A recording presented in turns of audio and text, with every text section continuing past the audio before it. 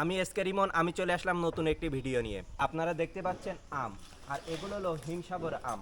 তো হিমসাগর আম আপনারা দেখছিলেন, আমি 2023 সাল, 2024 সাল, 2025 সালে আমগুলো কুরিয়ার করে পাঠিয়েছিলাম। আর আমার বাসা হলো সাতক্ষীরা, আর আপনারা সবাই জানেন সাতক্ষীরার বিখ্যাত হলো হিমসাগর আম। আমরা প্রথমে গোবিন্দভোগ আম, তারপরে হিমসাগর আম, তারপরে ল্যাংড়া আম, তারপরে আম্রপালি আম কুরিয়ার করে থাকি। তো কিছুদিন আগে আপনাদেরকে আমরা দেখিয়েছিলাম আমের মুকুল।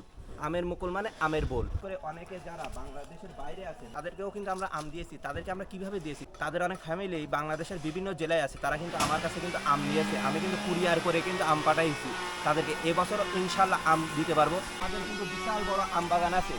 আমি সবসময় বলে থাকি আমাদের আমবাগান। আমাদের আমবাগান বলতে আমার পিতার আমবাগান, আমার চাচাদের আমবাগান এবং ফুবুর আমবাগান বলে থাকি। আর এই আমবাগানটা দেখতে পাচ্ছেন, এটা হলো আমার এক চাচার আমবাগান।